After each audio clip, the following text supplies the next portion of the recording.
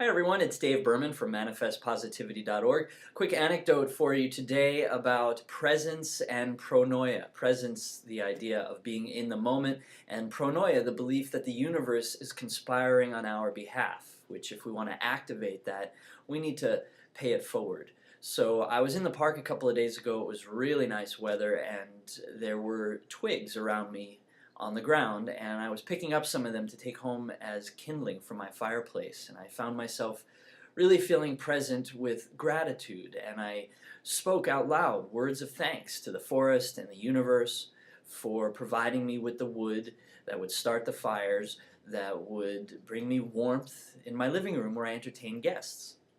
And actually woo my lover is what I really said, but I found myself wondering, could I take this further? Could I bring pronoia into this perfect moment?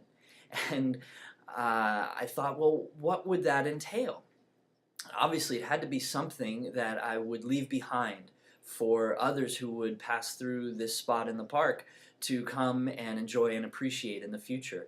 But before I could come up with any real concrete ideas, my phone rang. It was my mom, and it was our first conversation of the new year, and that was really pleasant too. And while we were talking, I found myself roaming around in this meadow. And I wasn't really hiking, and I wasn't exactly walking in a circle. I realized after a couple of minutes that I had been making a spiral. And then it kind of occurred to me, I could make a labyrinth. And that would be the perfect thing to leave behind. Now, a labyrinth is usually like a maze, and it's kind of ornate, and it's in the ground in some sacred places, and people will walk a labyrinth for meditative purposes.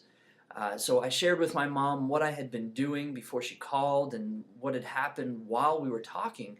And then it just perfectly appeared to me, of course. The universe conspiring on my behalf, showing me that I could draw with a stick in the mud right there. So I didn't exactly make a real intricate labyrinth, but I made a spiral until I got dizzy. And then it hit me yet again. This was the doubly perfect solution. Look at the cover of the book.